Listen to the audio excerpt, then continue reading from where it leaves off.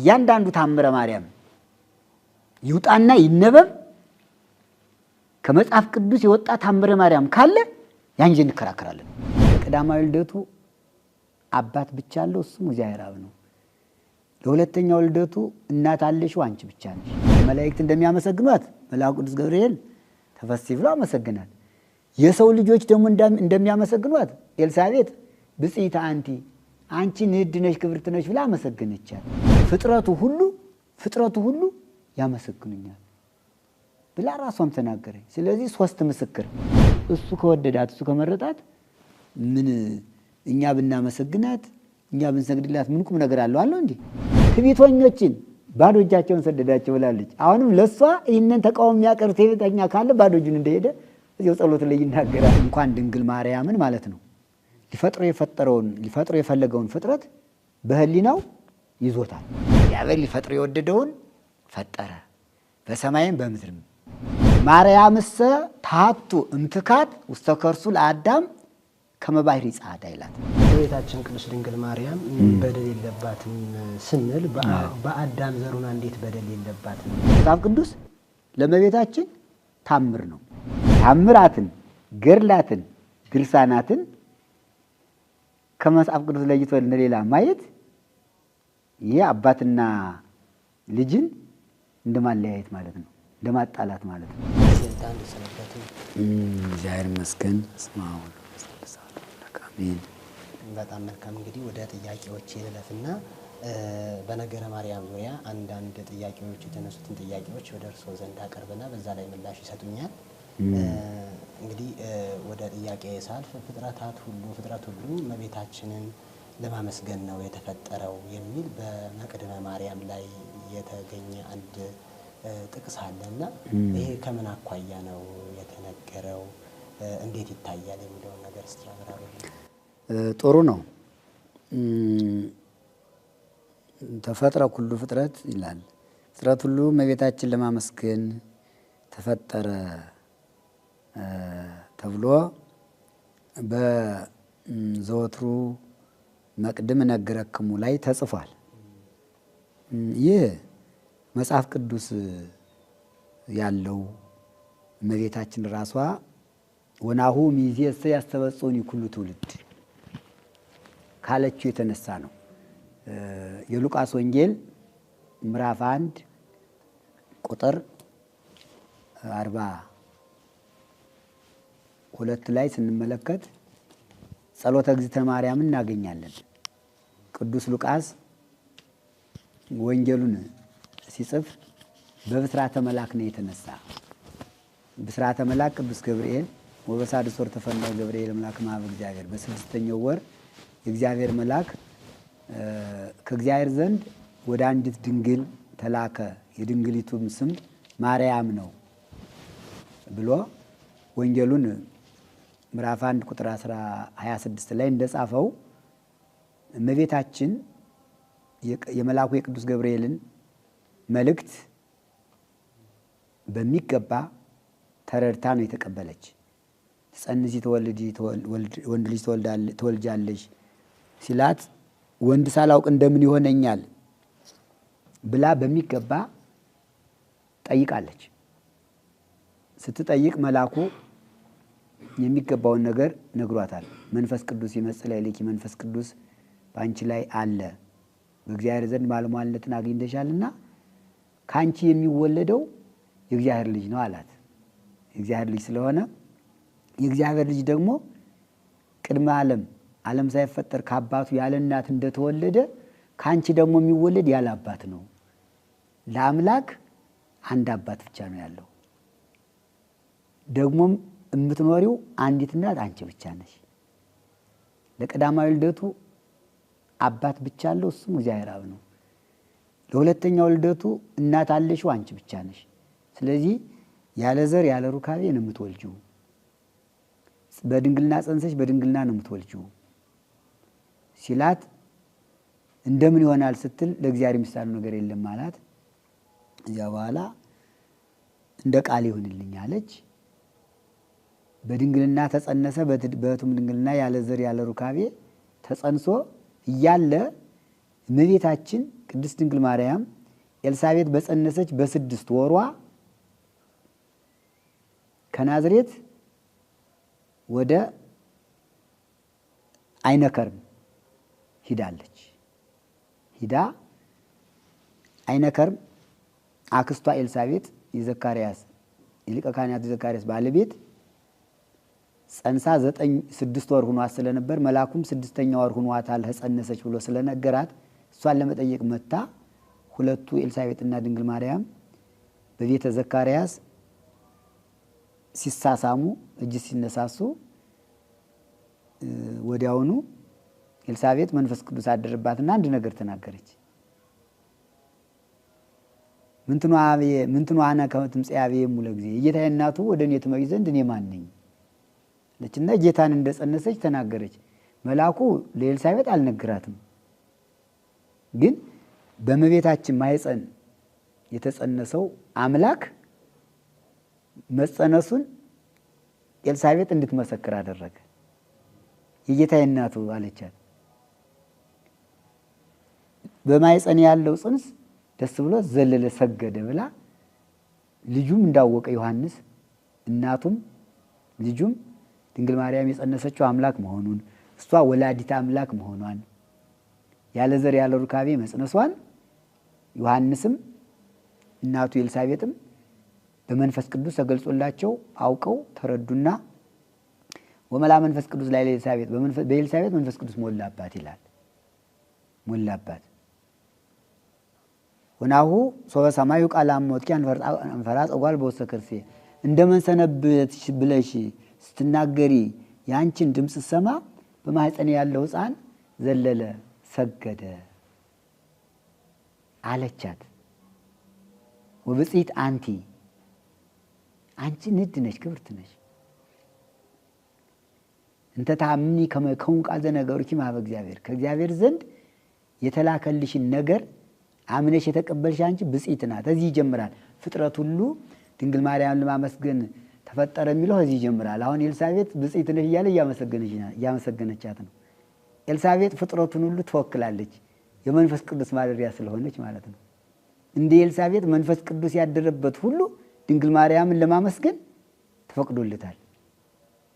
ዮሐንስ በእናቱ ማኅፀን ሆኖ ለድንግል ማርያምና ለጸነሰችው ሰግዷል። ስለዚህ ፍጥረት ሁሉ እንዲሰግድላት ተፈቅዷል።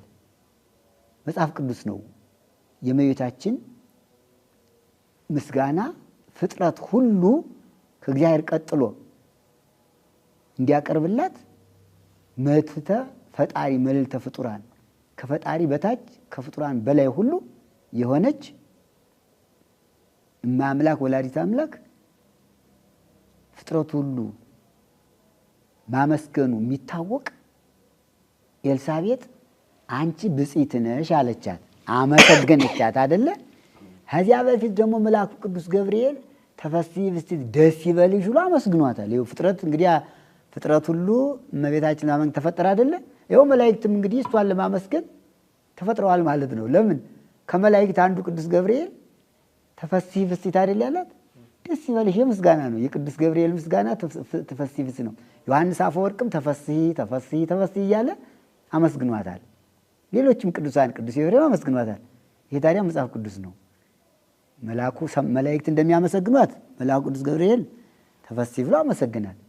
የሰው ልጆች ደግሞ እንደሚያመሰግኗት ኤልሳቤጥ ብጽሕት አንቲ አንቺ ንዕድ ነሽ ክብርት ነሽ ብላ አመሰገነቻት።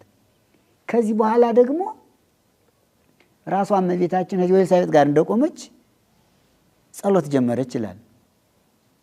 ወትቤ ማርያም ታብዮ ነፍሴ ያለችና እመቤታችን ሰውነቴ እግዚአብሔርን ታከብረዋለች እያለች መጣችና ምን አለች? ወናሁ ሚእዜሰ ያስተወጽኦኒ ኩሉ ትውልድ። አይ በቅዱስ ገብርኤልና በኤልሳቤጥ አንደበት ብቻ ተመስግኜ አልቀርም። ኩሉ ትውልድ፣ ትውልድ ማለት ፍጥረት ማለት ነው። ኦሪት ዘልደት ይላል ዘፍጥረት ሲል ልደት ትውልድ ማለት ፍጥረት ማለት ነው። በግዙ ኩሉ ትውልድ ያስተበጽኦኒ ፍጥረቱ ሁሉ ያመሰግኑኛል ብላ ራሷም ተናገረች። ስለዚህ 3 ምስክር መልአኩ ቅዱስ ገብርኤል፣ ቅድስት ኤልሳቤጥ፣ ራሷ እመቤታችን ይሄ በሉቃስ ወንጌል ምዕራፍ 1 ከቁጥር 26 ጀምሮ ያለ የተጻፈ ሶስቱም ምስክር ፍጥረት እንደሚያመሰግናት ተቀምጧል። ከዚህ በመነሳት ነው እንግዲህ ሊቃውንት አባቶቻችን ፍጥረት ሁሉ ድንግል ማርያምን ለማመስገን ተፈጠረ ያሉ ያን መነሻ አድርገው ነው። ይህ ደግሞ ትመሰገናለች ሲባል የባህሪ ምስጋና የባህሪ ስግደት የሚቀርብለት እግዚአብሔር ነው። ስግደት የባህሪ ለእግዚአብሔር፣ ምስጋና የባህሪ የሚቀርብ ለእግዚአብሔር ነው። እመቤታችን ግን ቅድስት ድንግል ማርያም ረከብኪ ጸጋ መልአኩ ቅዱስ ገብርኤል ረከብኪ ሞገሰ በኀበ እግዚአብሔር በእግዚአብሔር ዘንድ ባለሟልነትን አግኝተሻልና ሲላት በእግዚአብሔር ዘንድ ባለሟል ማግኘት ማለት ነው። ምን ማለት ነው? መመስገን ነው። በእግዚአብሔር ዘንድ ባለሟልነትን ስላገኘሽ ከእግዚአብሔር ቀጥለሽ ትመሰገኛለሽ፣ ትወደጃለሽ፣ ሁሉ ያከብርሻል፣ ትከበሪያለሽ ማለቱ ነው። ስለዚህ እመቤታችን የጸጋ ስግደት የጸጋ ምስጋና ነው የሚቀርብላት። የፈጣሪ ምስጋና ስግደት የባህሪ ነው። ማርያም ማለት ራሱ ስሙ መትተ ፍጡራን ነው። መልዕልተ ፍጡራን መትተ ፈጣሪ መልዕልተ ፍጡራን ከፈጣሪ በታች ከፍጡራን በላይ ማለት ነው። ራሱ በቤተ ክርስቲያናችን ስርዓት ሁልጊዜም ጸሎት ሲደረግ ጸሎት ሲጸለይ ውዳሴ ማርያም፣ መልካ ማርያም፣ መልካ ኢየሱስ ይደገማል። ሰላም ለኪ ጸሎተ እግዝእትነ ማርያም ይደገማል። ሁሉ ፍጥረት ያመሰግንሻል ያለው ይሄንን ነው። አሁን ዛሬ በቤተ ክርስቲያናችን በማንኛውም ቦታ ሰው ሲሞት በጸሎተ ፍትሐት ማለት ነው፣ ክርስትና ሲነሳ በጸሎተ ክርስትና፣ በስርዓተ ተክሊል በጋብቻ ተክሊል ሲፈጸም በጋብቻ፣ በሰርክ ጸሎት ሲጸለይ፣ በነግ ጸሎት፣ በሰዓታት ጸሎት፣ በማህሌት ጸሎት ወዘተርፈ ጸሎት በሚጸለይበት ሁሉ የሚደገም መጀመሪያ ሰላም ለኪ ጸሎተ እግዝእትነ ማርያም ነው እና በገዳምም ያሉት በከተማም ያሉት በገጠርም ያሉት በየብስም ያሉት በባህርም ያሉት ሁሉም በክርስቶስ ክርስቲያን በወልድ ውሉድ የተባሉት ፍጥረታት ሁሉ ማለት ነው ጸሎት ሲጸልዩ ይህንን ጸሎተ እግዝእትነ ማርያም እንደሚጸልዩ የውዳሴ ማርያም መጀመሪያ እሱ ነው። የጸሎተ ፍትሐት መጀመሪያ እሱ ነው። የጸሎተ ክርስትና መጀመሪያ እሱ ነው። የጸሎተ ተክሊል መጀመሪያ እሱ ነው። ሰላም ለኪ ነው። አዲያ ሀዚያ ውስጥ ማን አለ?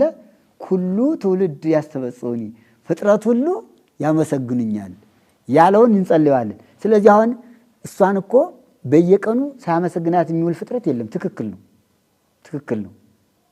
በቤተ ክርስቲያናችን የጸሎት መጀመሪያ ጸሎተ እግዝእትነ ማርያም፣ ከዚያ በኋላ ነው ውዳሴ ማርያም የሚደገም፣ ሌላው ሁሉ የሚደገም፣ ወንጌል የሚነበብ ከዚህ በኋላ ነው እና ይህንን ጸጋ ይህንን የጸጋ ስግደትና ምስጋና እንዲቀርብላት እግዚአብሔር ራሱ ቅዱስ ገብርኤልን ልኮ እንዲያመሰግናት ኤልሳቤጥን በመንፈስ ቅዱስ አስነስቶ እንድታመሰግናት እሷ ደግሞ ትውልድ ሁሉ ፍጥረቱ ሁሉ ያመሰግኑኛል ስላለች ይሄ ከመጽሐፍ ቅዱስ የተገኘ የማያጠራጥር ትክክለኛ የአምላክ እናት ስለሆነች መቼስ ከአምላክ ቀጥሎ ክብር ይሰጥ ቢባል እናቱ የእሱ እናት እያለች ለማን ይሰጣል? አሁን የጸጋ የስግደት የጸጋ ምስጋና ይቅረብ ቢባል መቼስ ለሱ ለመድኃኔ ዓለም ከሷ የቀረበ የለውም አይደለ? ለሷስ ከልጇ የቀረበ ማን አላት? ስለዚህ እንድትመሰገን እኮ ያደረገ እሱ ነው። እንግዲያ እናቱ ካልተመሰገነች የእሱ ምስጋና የባህሪ ሆኖ እየተመሰገነ ከቀረ ማለት ነው ለእመቤታችን የሰጣት ፍቅር ይቀንሳል። ምክንያቱም ፍቅሩ በጣም ልዩ ነው። ከሰማይ ሆኖ አያት ይላል እግዚአብሔር አብ አያት። ባያት ጊዜ በዓይኑ የሚሞላ ፍጥረት አላገኘም ይላል። በዓይኑ የሚሞላ ፍጥረት አላገኘም። ወሶበሬ ንጽሕናኪ ለልዩ እግዚአብሔር አብ ይላል እግዚአብሔር አብ ንጽሕናሽን ቅድስናሽን ባየ ጊዜ ይረከበ ዘከማኪ እንዳንቺ ያለ አላገኘም ይላል። ስላላገኘ አንቺን ብቻ መረጠ፣ ከሴቶች ለይቶ መረጠች። ቡርክት አንቲ እምአንስት፣ ከሴቶች ተለይተሽ መርገመ ሥጋ መርገመ ነፍስ የሌለብሽ በረከተ ሥጋ በረከተ ነፍስን ያማለድሽ የምታሰጭ አንቺ ነች ብሎ መልአክ ቅዱስ ገብርኤል አመሰገናት። ይህንን ጸጋ የሰጠ ራሱ ነው። ረከብኪ ሞገሰ ብሎ ቅዱስ ገብርኤል ስለመሰከረና እግዚአብሔር አክብሯታል። ዳዊትም በመዝሙሩ መዝሙር 131 ላይ እስመ ኀረያ እግዚአብሔር ለጽዮን፣ እግዚአብሔር ጽዮንን መርጧታል እኮ ወአብደራ ከመ ትኩኖ ማኅደሮ፣ ማደሪያው ለመሆን ወዷታልና። ወይቤ ዛቲ ይእቲ ምዕራፌ ለዓለም፣ የዘላለም ማረፌ ይቺ ናት። ዝየ አሐድር እስመ ኀረይክዋ፣ እሷን ወድጃታለሁ እሷን መርጫታለሁና በእሷ አድሬ እኖራለሁ አለ። እንግዲህ ለዓለም እኖርባታለሁ ነው ያለ። አሁን እኮ እመቤታችን ጌታን 9 ወር ከ5 ቀን ጸንሳ ወልዳለች። ግን ከወለደችው በኋላ አለ አብሮ። ምክንያቱም ዛቲ ይእቲ ምዕራፌ ለዓለም፣ ለዘላለም ማረፊያ ናት አይደል ያለ። ስለዚህ የዘላለም ማረፊያ እንድትሆነው ከመረጣት፣ እሱ ከወደዳት፣ እሱ ከመረጣት ምን እኛ ብናመሰግናት እኛ ብንሰግድላት ምን ቁም ነገር አለው አለው እንዴ? እንዲህ እኮ ያ አጠያይቅም። አምላክ ለመረጣት ብንሰግድ፣ ለወደዳት ብንሰግድ፣ እኔ የወደድኩትን መውደድ፣ እኔ የጠለሁትን መጥላት ይገባል ይላል። እዚያ በሳሙኤል ላይ ሳኦልን አንድ ጊዜ ምን አለው? ለሳኦል ያለቅሳል። ሳኦል ከተሻረ በኋላ ሳሙኤል እስከ መቼ ድረስ ነው ለሳኦል የምታለቅስለት አለው። እግዚአብሔር አምላክ እንደው እስራኤል ጠላት እንዳያቸንፋቸው ብዬ አይደለም፣ እኔ የወደድኩትን መውደድ እኔ የጠለሁትን መጥላት እንጂ እኔ የጠለሁትን መውደድ አይቻልም። እኔ የወደድኩትን ደግሞ መጥላት አይቻልም። አሁን እሱ ወዷታል። በምን ይታወቃል? እናት አድርጓታል። ባይወዳት እኮ እናት አያደርጋትም አይደል? ታዲያ እሱ ከወደዳት፣ እሱ ለእናትነት ከመረጣት እኛ ለማመስገን ብንመረጥ እንዲህ እኮ ጸጋ እኮ ነው። ከእሷ ጸጋ እኮ ትንሽ አገኘን ማለት እኮ ነው። እሷን ማመስገን እኮ መታደል እኮ ነው። እሱ ያልፈቀደለት እኮ አያመሰግናትም። እሱ ያልፈቀደለት አሁንም አሉ ብዙ መናፍቃን የማያመሰግኗት፣ ጥያቄ የሚያቀርቡ እንዴት ፍጥረት ሁሉ ማርያምን ለማመስገን ተፈጠረ ይባላል የሚያለውንም ይቃወሙ አሉ። አሁን እነዚህ ጸጋ ያጡ ናቸው፣ በረከት ያላገኙ ናቸው እንጂ እንኳን ሕያዋን ሙታን ከእመቤታችን በረከት ይሳተፋሉ። ቅድም እንዳልኩት ውዳሴ ማርያሙ ሰላም ለኪ ሲደገም ለሙታን ማለት ነው። አስከሬናቸው እዚህ ላይ ተጋድሞ ጸሎተ እግዝእትነ ማርያም ሲደገምላቸው በረከት ያገኛሉ። ምን ይላል? ወአጽገቦሙ በረከቱ፣ በረከቱ አጠገባቸው ትላለች እመቤታችን። ራቆሙ ለውላን፣ ትዕቢተኞችን ባዶ እጃቸውን ሰደዳቸው ብላለች። አሁንም ለእሷ ይህንን ተቃውሞ የሚያቀርብ ትዕቢተኛ ካለ ባዶ እጁን እንደሄደ እዚያው ጸሎት ላይ ይናገራልና የእመቤታችን ስግደትና ምስጋና መጽሐፍ ቅዱሳዊ ነው። ባጭሩ ለማመስገን ተፈጠረ ሲባል የባህሪ ምስጋና አይደለም፣ የባህሪ ስግደት አይደለም። እሱ እንዳከበራት፣ እሱ እንደወደዳት፣ እሱ እንደመረጣት የጸጋ ስግደት የጸጋ ምስጋና ነው የሚቀርብላት። ፍጥረቱ ግን እንዲያመሰግን ስለተፈቀደለት፣ እግዚአብሔር የፈቀደለት ነው እንጂ ያልፈቀደለት አሁንም አያመሰግናትም። ይሄ ግልጽ ነው። በጣም መልካም ታሺ። እመቤታችን ቅድስት ድንግል ማርያም በዚሁ ላይ ሳንወጣ ቅድመ ዓለም በአምላክ ሕሊና ታስባ ትኖር ነበረ ይላልና ይህ ማለት ምን ማለት ነው? ጥሩ ነው። እንግዲህ እግዚአብሔር አምላክ እንኳን ድንግል ማርያምን ማለት ነው ሊፈጥሮ የፈለገውን ፍጥረት በሕሊናው ይዞታል። አስቦ ነው የፈጠረው። ሕሊናውን የሚያውቅ የለም። ኢሳይያስ ትንቢተ ኢሳይያስ ምዕራፍ 40 ላይ ቅድም ተነቧል። መኑ የአምር ሕሊናሁ ለእግዚአብሔር፣ እግዚአብሔር ያሰበውን ማን ያውቃል ተብሏል። እንኳን እናቱን ድንግል ማርያምን ማለት ነው ከትንኝ ጀምሮ በእግዚአብሔር ሕሊና ያልታሰበ ያልተቀመጠ ፍጥረት የለም። ከትንኝ ጀምሮ መላእክትም ታስበዋል። አዳም ሔዋን ታስበዋል። እንስሳት አራዊት ታስበዋል። ሰማይ ታስቧል። ሰማያት ታስበዋል። ምድር ታስባለች። በእግዚአብሔር ሕሊና ያልታወቀ የለም። ነቢዩ ዳዊት ይህን ሲገልጥ ምን ይላል? ኩሎ ዘፈቀደ ገብረ እግዚአብሔር በሰማይኒ ወበምድርኒ፣ እግዚአብሔር በሰማይም በምድርም ሊፈጥረው የወደደውን ፈጠረ ይላል። የወደደውን ሲል ማለት ነው እንግዲህ ሊፈጥር የወደደውን በልቡ ነው አስቦታል ማለት ነው። በእግዚአብሔር ልብ ሊፈጠር የተፈለገው ሁሉ ተወዷል። ስለዚህ ኩሎ ዘፈቀደ ገብረ እግዚአብሔር፣ እግዚአብሔር ሊፈጥር የወደደውን ፈጠረ በሰማይም በምድርም እንዳለው ሁሉ እንኳን እመቤታችን ማንኛውም ፍጥረት ግዙፋን ፍጥረታት ረቂቃን ፍጥረታት ሁሉ በልበ አምላክ ታስበው የኖሩ ናቸው። ይህን ዓለም እምኀበ አልቦ ሀበቦ አምጥቶ ፈጠረው አይደል የምንለው? ካለመኖር ወደ መኖር ስንል እኮ በእይታ አልነበረም። ይህ ዓለም በአካል አይታይም ነበር። በመታሰብ ግን ከልበ ሥላሴ ታስቦ ነው ያለ። እንዲሁም መንግሥተ ሰማያትን እኮ ይላል ማቴዎስ 25 ላይ ጻድቃንን ወደ መንግሥተ ሰማያት እንዲገቡ ሲፈቅድላቸው ምን ይላል? ኖ ሀብየ ቡሩካኑ ለአቡየ ትረሱ መንግሥተ ሰማያት ዘድሉ ለክሙ እምቅድመ ይትፈጠር ዓለም ይላል። ዓለም ሳይፈጠር የተዘጋጀላችሁ ሲል በማን ነው? በልበ ሥላሴ ማለት ነው። ዓለም ሳይፈጠር የተዘጋጀላችሁን መንግሥተ ሰማያትን ተወርሱ ዘንድ ኑ ይላቸዋል። ዓለም ሳይፈጠር መንግሥተ ሰማያት ወዴት አለች አይደል? ከሌለች አማን አለች ማለት ነው። በልበ ሥላሴ ስላለች እመቤታችን እምቅድመ ሀለወት ስቤተ እመቤታችን ዘእንበለ ይትፈጠር ሰማይ ወምድር፣ ሰማይ ምድር ሳይፈጠር ወዘእንበለ ትሳረር ምድረ ገነት፣ ገነት ሳትፈጠር ሀለወት ስቤተ እመቤታችን ትመሰገን ነበረ። በህሊና አምላክ ታስባ አለች ይላልና እንኳን ድንግል ማርያም ሌላውን ፍጥረት በልበ ሥላሴ ነበረ ማለት ነው። በጣም መልካም። እሺ እመቤታችን ቅድስት ድንግል ማርያም በደል የለባትም ስንል በአዳም ዘሩና እንዴት በደል የለባትም የሚሉ ጥያቄዎች ይነሳሉ እና ከዚህ ጋር አያይዞ የቤተ ክርስቲያናችን አስተምሮ ምንድን ነው? ቀደም ሲል ደግሞ እንዳነሳ ነው ያው የጌታችን ስጋ የአዳም የጥንተ ስጋው ነው ወይሳ ከወደቀ በኋላ ጉስቁልና ያገኘው ስጋ ነው? ይሄ ከምን አኳያ ይመለሳል? ጥሩ ነው። ጥሩ ጥያቄ ነው። ይሄ በሁለት ይታያል። አዝማነ አዳም የአዳም ዘመን በሁለት ይታያል። ሕይወተ አዳም የአዳም ኑሮ የአዳም ሕይወት በሁለት ይታያል። መካነ አዳም የአዳም ቦታ በሁለት ይታያል። በሁለት ይታያል። ቅድመ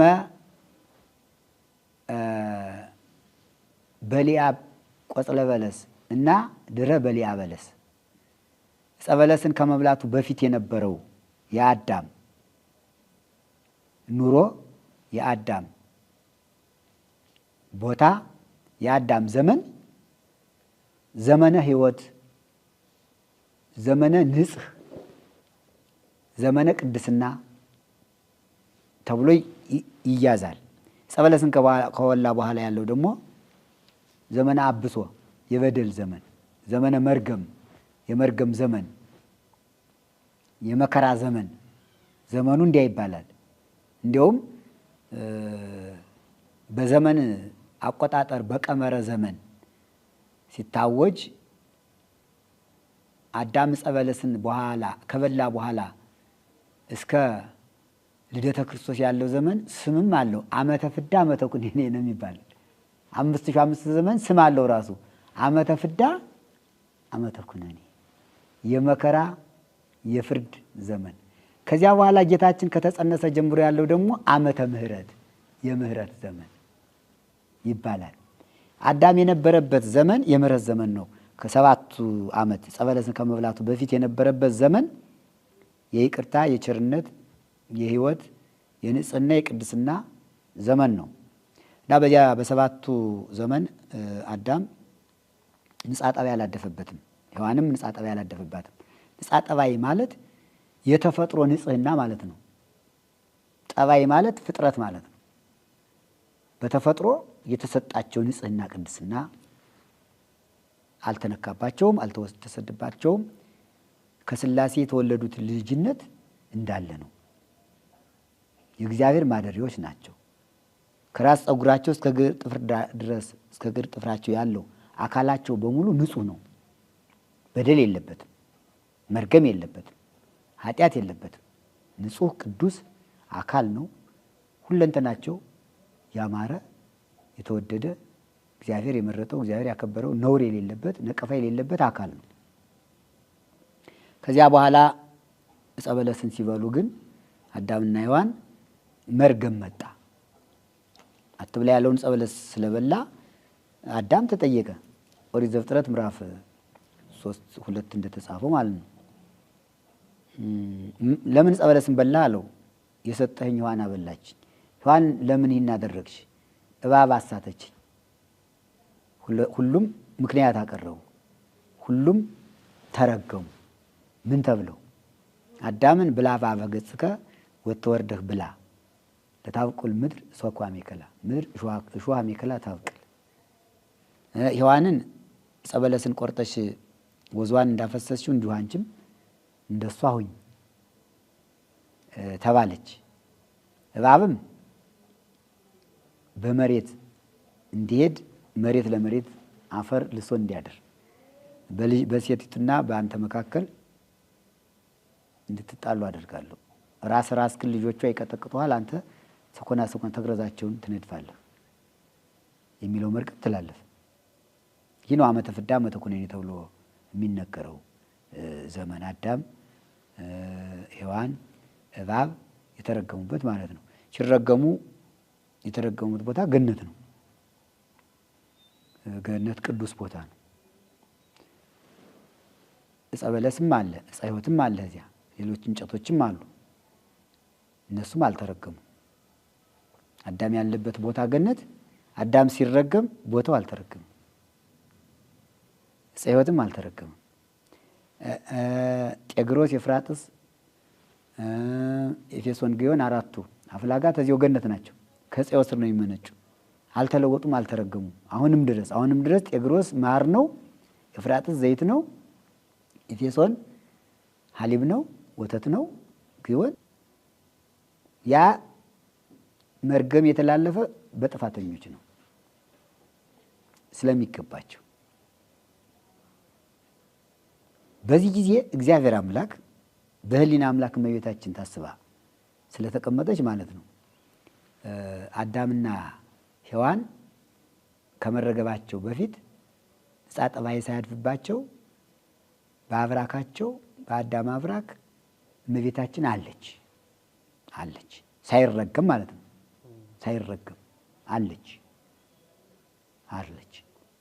ሳይረገም የመርገም ውጤት የሆነ አሁን ለምሳሌ ሞተ ስጋ የመርገም ውጤት ነው አይደለ? እና ልመጣ ነው። እዚያ በኋላ ያችን ንጽሕት ዘር እግዚአብሔር ጠበቃት። መጠበቅ ይችላል። አዳምና ሔዋንን እኮ ወዲያው ንስሐ እንደገቡ ይቅር ማለት ይችል ነበር። ግን 5500 ዘመን እንዲጠብቁ አደረጋቸው። እግዚአብሔር ጊዜውን ጠብቆ ስራውን የሚሰራበት ጊዜ ስላለው ዕፀ ሕይወትን በገነት እንዳለች አዳምና ሔዋን እንዳይሰርቋት ብሎ ሱራፌልን አቆመ ይላል። ዘብ አቆመባት። ዕፀ ሕይወት የተባለች እመቤታችን ናት። አንቲ ውእቱ ዕፅ ቡሩክ ዕፀ ሕይወት ወዕፀ መድኃኒት ህየንተ ዕፀ ሕይወት ዘኮንኪ ዕፀ ሕይወት በዲበ ምድር። በገነት ስላለችው ዕፀ ሕይወት ፈንታ በዚህ ዓለም ዕፀ ሕይወት አንቺ ነሽ ይላል ሰሎሞን በመኃልዩ። ቅዱስ ያሬድም እንዲሁ ብሏል። ያቺ ዕፀ ሕይወት አሁንም አለች፣ አሁንም እንዳለች ናት። መርገም አላገኛትም። ያችን ንጽሕት ዘር ደግሞ ለእመቤታችን እግዚአብሔር ራሱ ለእናትነት ስለመረጣት ማለት ነው ጠብቆ አቆያት። እንዴት አቆያት የሚለውን እናያለን። ሰሎሞን መኃልየ በሚባል መጽሐፉ ምዕራፍ 4 ቁጥር 7 ላይ ኩለንታኪ ሰናይት እንተ መኃብየ ይላታል። አንቺ ሆይ ሁለንተናሽ ያማረ ንጹሕ ነው ይልና አልብኪ ነውር ወኢምንትን ይበላይልኪ። በአንቺ ምንም ነውር የለብሽም፣ ምንም የለብሽም። ግን አልተወለደችም እኮ። ከተወለደች በኋላ ነው ቢባል ኑሮ ሰሎሞን እንግዲህ ከሰሎሞን እስከ ኢያቄም እስከ ሐና ድረስ 1400 ምናምን ዘመን ነው። ሳትወለድ ግን አልብኪ ነውር ይላታል። ወደ ኋላ ነው ወደፊት ነው አሁን እንዲህ የሚላት? ሳትወለድ አልብኪ ነውር ካላት እንግዲህ ትታየዋለች። ያቺ ንጽሕት ዘር በአብራክ አዳም ያለችው መርገም ያልወደቀባት ዘር ለሰሎሞን ትታየዋለች እና ምን አለ አልብኪ ነውር ወይም እንትኒ አንቺ ነውር የለብሽም እያለ ያችን ንጽሕት ዘር ያመሰግናታል። ተወልዳ ቢሆንም አይ ከተወለደች በኋላ እንል ነበር አይደል? አልተወለደችም፣ ወደ ኋላ ነው። ገና ሳትወለድ እሷ ነውር የለብሽም ብሎ እግዚአብሔር አናገረ። ዳዊት ደግሞ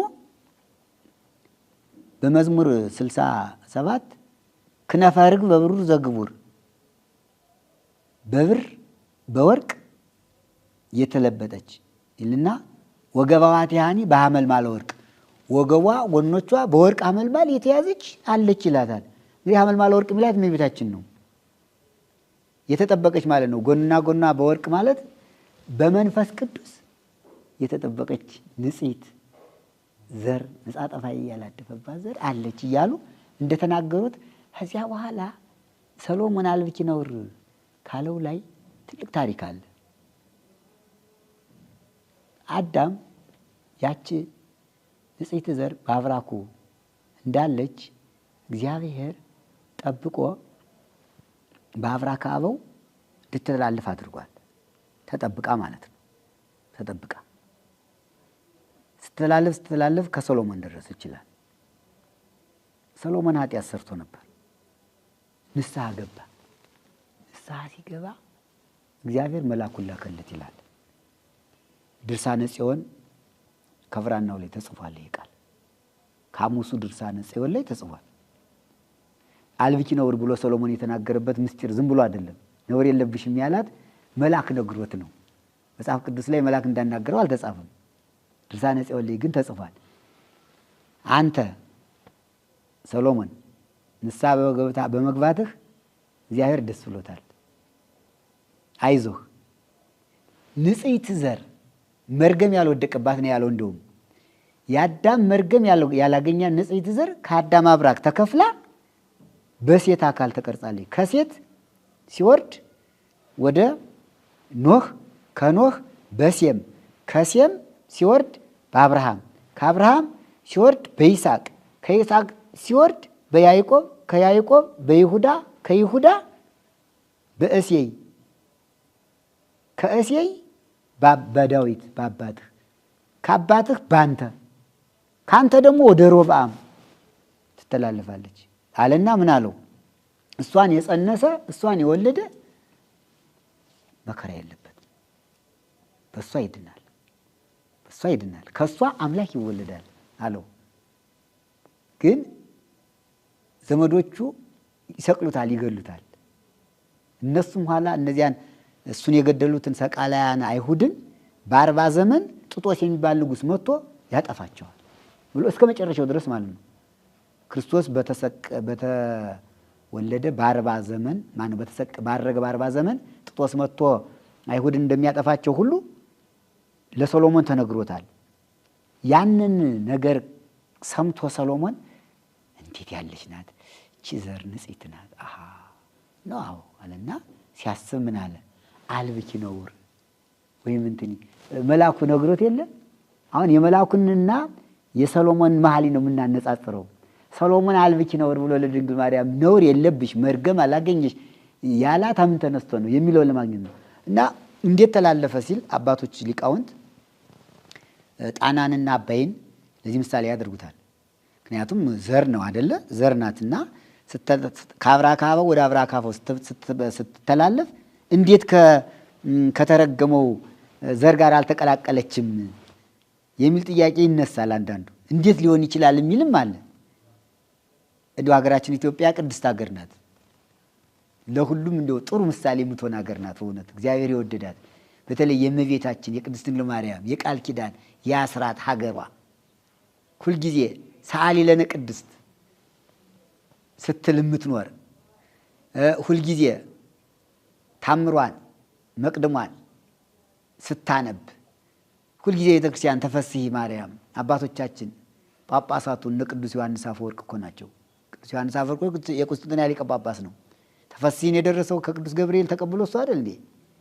ተፈስሒ ሰግድ ለኪ ወድሰኪ በከመ ወደሰኪ ዮሐንስ አፈወርቅ ሊቀ ጳጳስ እኮ ነው። አዲያ ሊቃነ ጳጳሳቱ ተፈስሒ ሳይሏት አይውሉም።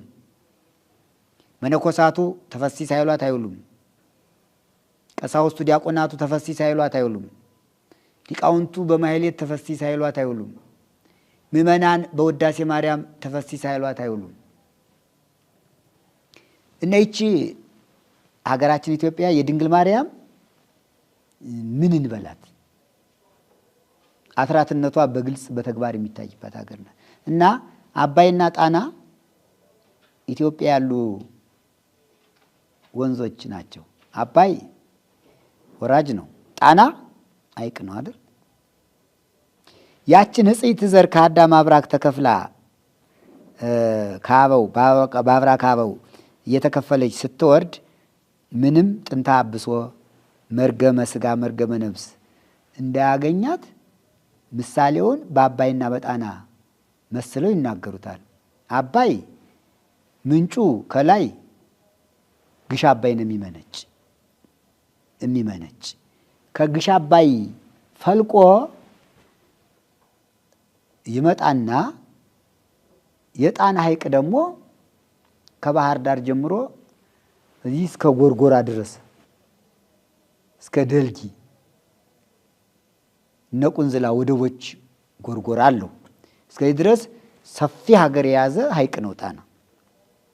የሚገርመው ነገር አባይ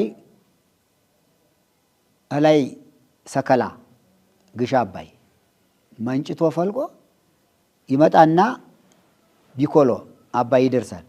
እዚያ ላይ አቋርጦ ይወርድና ጣና ይደርሳል። ጣና ሲደርስ ጣናን በበላዩ ላይ ሳይነካው ምን ሳይለው አልፎ ሂዶ ደብረ ማርያም ገዳም አለች። አባይ ከጣና የሚለይባት ባህር ዳር ላይ ማለት ነው። ጣና ራሱን ችሎ ምንም ሳይቀላቀል ከጣና ትንሽ ነገር ጣና ቢደፈርስም አባይ ንጹህ ነው የሚወርድ። ይደፈርሳል። አሁን ክረምት ላይ ጣና ወደ መጨረሻ ወደ ነሐሴ አካባቢ ወንዞቹ ገባር ወንዞቹ እየገፉ ሲመጡ በዳር ይደፈርሳል። ግን አባይ ከዚያ አንስቶ ሲመጣ ጣና ደፍርሶ እየታየ ጠለላ ሆኖ ነው የሚወድ። አባይ ከጣና ድፍርስ ጭቃ ቅንጣታ ላይ ያገኘው በላይ ወደ እመቤታችን ሚች ንጽሕት ዘር በአብራክ አበው ስትተላለፍ መርገም ሳያገኛት አልፋ ንጽሕናዋን እንደያዘች መሄዷን አባይ በጣና ላይ ራሱን ጠብቆ እንደሚሄድ ያቺ ንጽሕት ዘርም መርገም ሳይነካ ሳይትቀላቀል ከኢያቄም ካህና ደረሰች ይላል ታሪካችን። እንግዲህ አባይና ጣናን ማየት ነው በእውነቱ ለመናገር። ይህንን ለማየት ያቺ ንጽሕት ዘር አዳም ስለተረገመ እንዴት አብራ ከመርገም ጋር ሳትቀላቀል ወረደች የሚለውን ለማየት ሰከላ ግሽ አባይ ሄዶ የአባይን ምንጭ ማየት፣ ጣና ጋር ሳይቀላቀል ጣና ላይ በበላይ ዝም ብሎ ራሱን ችሎ ሰፈፍሎ እንደሚሄድ ያችን አይቶ እቺ ንጽሕት ዘርም ለካ መርገም ሳያገኛት ሳትቀላቀል ነው የወረደች ብሎ በጣናና በአባይ ማመን ይቻላል ይላልና አልብኪ ነውር ያላት ለዚህ ስለሆነ እመቤታችን አዳም ሳይበድል ጸበለስን በልቶ ሳይረገም የተከፈለች ንጽሕት ዘር ናት። ጌታም ከሷ የተዋሃደው ስጋ ያ ስጋ ነው። ዛሬ የምንቀበለው ቅዱስ ስጋው ክቡር ደሙ ያ ንጻ ጠባይ ያላደፈበት ንጹህ ስጋ ነው። ቅዱስ ስጋው ክቡር ደሙ ነው። ከስጋዋ ከነፍሷ ነፍስ ነስቶ የተዋሃደው አምላክ ይሄ ነው። ቅዱስ ያሬድ የአልብኪ ነውር ብሎ ሰሎሞን የተናገረውን በድጓው ሲገልጽ የኅዳር ጽዮን ድጓ ላይ እንዲህ ይላል።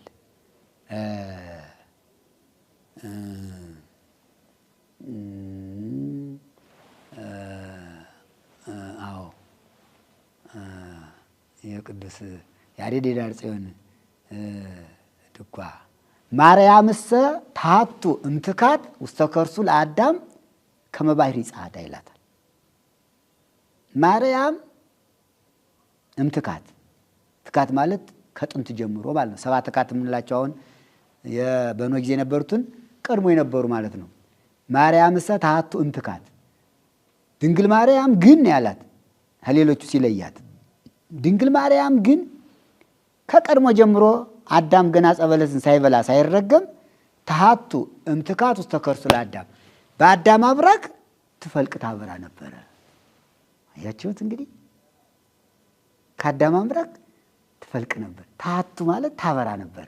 እንድን ያለው ከመነ ያለው ተሃቱ ማርያም ሰ ተሃቱ እምትካት ውስጥ ተከርሱ ለአዳም ከመባህሪ ጻዳ እንደ ነጭ ዕንቁ ታበራ ነበር። እንግዲህ አዳምና ሔዋን ዕፀ በለስን ሳይበሉ በዚያ በ7ቱ ዓመት ድንግል ማርያም እዚህ ላይ ሆና ታበራ ነበር ማለት ነው። ታዲያ ያ ብርሃን አልተለወጠም፣ ወረደ። ማን እንትን ይለዋል? እነሱ ዕፀ በለስን ስለበሉ ነው ተረግመዋል። እሷ ግን አልተረገመችም። እሷ አልተረገመችም። ለዚህ ነው እኮ ቅድም ዕፀ ሕይወት ስላልተረገመ እስካሁን አለ አይደል? ገነት አልተረገመችም። እግዚአብሔር መለየት ያውቃል። ታዲያ ዕፀ በለስን የበላውን አዳምን ሲረግም የበላትን በለስ እኮ አልረገማትም።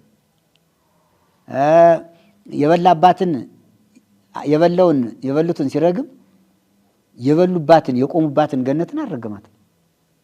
በደለኛ ነው እንጂ የሚረገም ያልበደለ እንዴት ብሎ ይረገማል አይደል? የሚቀጣ ይሰረቅ ነው አይደል? ቤታችን እንዴት በእነሱ ትቀጣለች? አሁን ልጅ ሲሰርቅ አባት ይታሰራል እንዴ? በየራሱ ለዚህ እኮ አብርሃምን ነግሮታል አይደል? ኦሪት ዘፍጥረት ምዕራፍ 12 ቁጥር 1 ላይ ምንድን ነው ያለው? ቡሩከ ይኩን ዘይባርከከ ወርጉመ ይኩን ዘይረግመከ። የሚመርቅህ የተመረቀ ይሁን፣ የሚረግምህ የተረገመ ይሁን ነው። ታዲያ እመቤታችን ጌታ ረግሟታል እንዲህ እንበለው? ይሄ እኮ አሁን ወደ ውስጥ እንገባ እኮ መርገም አለባት ካልነ አዳምና ሔዋንን ሲረግም እሷንም ረግሟታል ልንለው ነው። አልረገማትም። ለአብርሃም የሚመርቅህ የተመረቀ ይሁን እንዳለው መርቋታል እመቤታችን። በማን መረቃት? በአዳም አብራክ እያለች መረቃት። አብርሃምን መረቀው። ስለዚህ አሁን እመቤታችን መርገም የለባትም፣ ጥንተ አብሶ የለባትም። ንጽሕት ንጽሕት ንጽሕት እያሉ መጻሕፍት ሁሉ እንደሚናገሩ ኦ ንጽሕት ኦ ንጽሕት ኦ ንጽሕት ኦ ንጽሕት ኦ ንጽሕት ነው የሚሏል።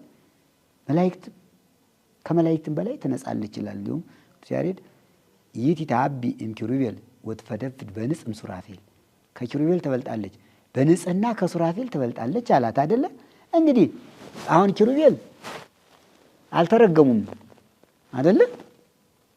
እናነጻጽረው። እውነት ከሆነ እውነት ከልብ የታሰበ ከሆነ ከመላእክት በንጽሕና ትበልጣለች ከተባለች ማለት ነው ያልተረገሙ መላእክት ናቸው አይደለ? ካልተረገሙት መላእክት የእሷ ንጽሕና የሚበልጥ ከሆነ እንደ ቤታችን እንዴት መርገም አለባት ትባላለች? እንዴት ጥንተ አብሶ አለባት ትባላለች? ከረቂቃኑ ንጽሕናዋ እኮ ከመላእክት ከኪሩቤል ይበልጣል ነው አይደል?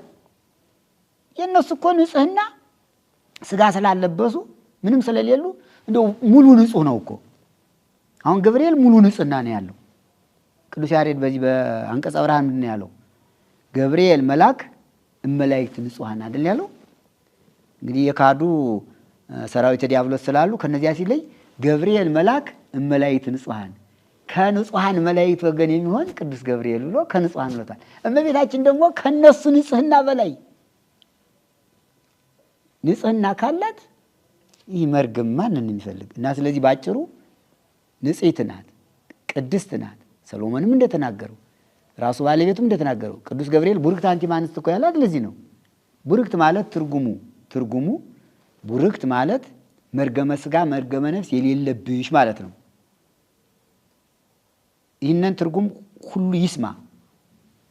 ቅዱስ ገብርኤል ቡርክት አንቲ እምአንስት ያለውን ቡርክት ማለት ማለት ነው። ባረከ ምን አለ ነው? ባረከ እኮ መረቀ ነው አይደለ? ባረከ አመሰገነ ነው። ቡሩክ ማለት ለሱ ነው። ቅድስት ኤልሳቤጥ ቡሩክት አንቲ እምአንስት ካለች በኋላ ወቡሩክ ፍሬ ከርስኪ ነው ያለቻት አይደለ?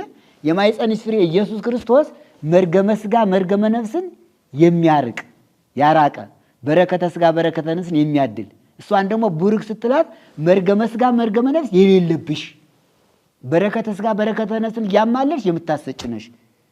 የቡሩክት ትርጓሜ ይሄ ነው፣ ግዕዙ ማለት ነው። ይህን ትርጓሜ የማይተረጉም ሰው ካለ ጥንተ አብሶ አለባት ካለ ቡሩክት አንቲ እምአንስት ከሴቶች ተለይተሽ አንቺ መርገመ ሥጋ መርገመ ነፍስ የሌለብሽ በሥጋም በነፍስም መርገም የለብሽም፣ በሥጋሽም በነፍስሽም ንጽሕት ነሽ ቅድስት ነሽ አይደል ያላት ቅዱስ ገብርኤል። መጽሐፍ ቅዱሱ ይህን ይላል።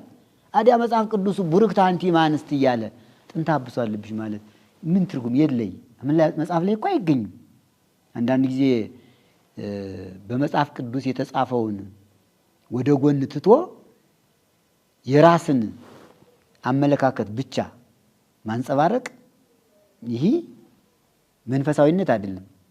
እንኳን መንፈሳዊነት ስጋዊነትም አይደለም። ከስጋም ከነፍስም የተለየ እርቃን ነው። ምክንያቱም ነፍስም ልብስ አላት፣ ስጋም ልብስ አለው። ስጋና ነፍስ ልብስ ይለብሳሉ በአንድ ላይ ሆነው። ስለዚህ ስጋና ነፍስ አንድ ሆነው የዳኑባትን ድንግል ማርያምን ምክንያተ ድኅነት የሆነችውን ድንግል ማርያምን ቡርክት አንቲ እምአንስት የተባለችውን ለውጦ መርገም አለብሽ ማለት የተረገምሽ ነሽ ማለት ይህ ራስን ርጉም ያደርጋል። መርገም ማለት እኮ ጥንተ አብሶ ማለት እኮ ሌላ አይደለም። ጥንተ አብሶ ማለት እኮ ሔዋንና አዳም የተረገሙት እርግማን ማለት እኮ ነው። ወይስ አሁን አንድ ሰው ቢጠየቅ እመቤታችን የተረገመች ናት የተመረቀች ናት ቢባል ምን መልስ ነው የሚሰጥ? ተረገመች። ማን ረገማት? እግዚአብሔር። እንዴት ብሎ ረገማት? አዳምን ስለረገመው። አዳምን ስለረገመው መች ገነትን ረገማት?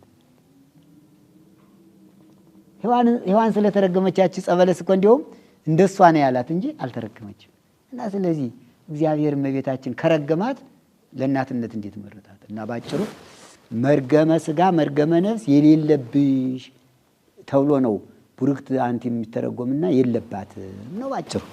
በጣም መልካም እንዳልሽ ስለ እመቤታችን ቅድስት ድንግል ማርያም መጽሐፍ ቅዱስ ላይ ብቻ ባለ ነገር መናገር ይዘን መጽሐፍ ቅዱስን ይዘን መናገር እንችላለን ወይ? ምክንያቱም እንደ አብነት በአብዛኛውን ጊዜ የሚጠቀሱት ከአብነት ከአዋልድ መጻሕፍት ውስጥ እየተወጡ እንደነ ቅዱስ ኤፍሬም እንደነ ቅዱስ ያሬድ እና አባ ጊዮርጊስ ዘጋስጫ ካሳፏቸው ድርሰቶች ውስጥ አሁንና የሚነገረው መጽሐፍ ቅዱስን ብቻ ይዘን ስለ እመቤታችን መናገር እንችላለን ወይ የሚል ጥያቄ አለ።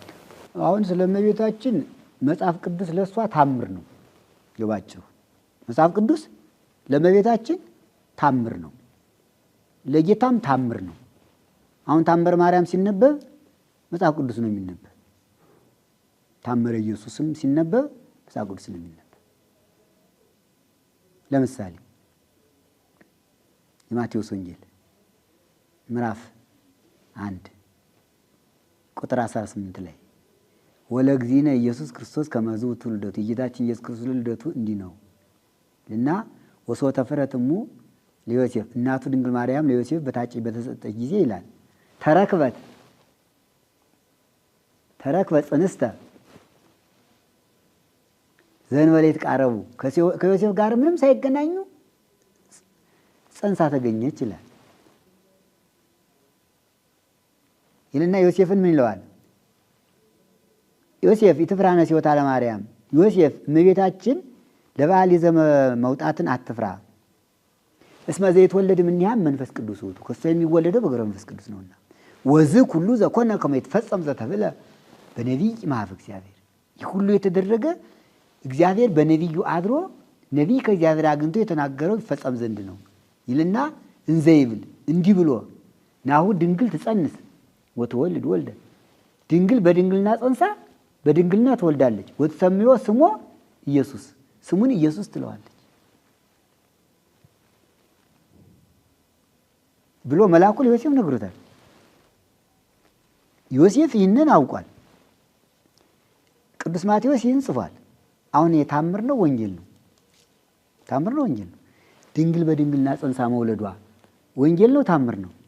ታምር ማለት እኮ ያልታየ በጣም ድንቅ የሆነ የሚያስደንቅ ሰውን ግሩም ይበል የሚያሰኝ ነገር እኮ ነው። ታምር ማለት እኮ ያልታየ ነገር ነው አይደል? አሁን እመቤታችን በፊት ያለ ወንድ ዘር ያለ አባት ያለ ዘር ያለ ሩካቤ የጸነሰች ሴት ነበረች አልነበረችም? እንግዲህ ይሄ ለማን ነው? ለድንግል ማርያም። ይሄ ምንድን ነው አዲያ? ታምር ነው ወንጌል ነው? ይሄ እኮ ነው። አንዳንዶች ስለማይገባቸው ወንጌሉን ታምር መሆኑን ታምሩ መጽሐፍ ቅዱስ መሆኑን ስለማያውቁት መጽሐፍ ቅዱስ ብቻ ይላሉ። አሁን ይህንን ተጽፏል ታምረ ማርያም። አሁን አንዱ ታምረ ማርያም ይህን የሚናገር አሁን አንዱ ታምረ ማርያም መልአኩ ለዮሴፍ ድንግል ማርያምን ይዛት ሂድ፣ አትፍራ፣ በገብረ መንፈስ ቅዱስ ነው የጸነሰች። እነሆ ነቢዩ ኢሳይያስ ድንግል በድንግልና ጸንሳ ትወልዳለች ያለው ይፈጸም ዘንድ ነው አለ። አሁን ይሄ መጽሐፍ ቅዱስ ትንቢተ ኢሳይያስ ምዕራፍ 7 ቁጥር 14 ላይ ነው። አሁን ይሄ ትንቢት ነው ወይስ ታምር ነው? መጽሐፍ ቅዱስ እኮ በሙሉ ታምር ነው። አሁን ኢሳይያስ ይሄ ድንግል በድንግልና ጸንሳ ትወልዳለች ያለው ታምር ነው። ሁሉ አውቅማ ኢሳይያስ ትንቢት ብቻ አይደለም የተናገረ፣ ታምር ነው የተናገረ፣ ምልክት ለድንግል ማርያም። ያንን ደግሞ መልአኩ ቅዱስ ገብርኤል ለዮሴፍ ነገረው። ይሄ ታምር ተጻፈ። ስንት ጊዜ ተጻፈ ማለት እኮ ነው። በትንቢተ ኢሳይያስ ታምረ ማርያም አለ ነው፣ ድንግል ጸንሳ ትወልድ፣ ይሄ ታምረ ማርያም ነው። ሌላ እኮ አናነብ፣ እኛ የምናነበው እኮ ይሄን ነው አይደል? በትንቢተ ኢሳይያስ ታምረ ማርያም አለ፣ በወንጌል ታምረ ማርያም አለ፣ በማቴዎስ ወንጌል ቅድም ያልኩት ማለት ነው። በቅዱስ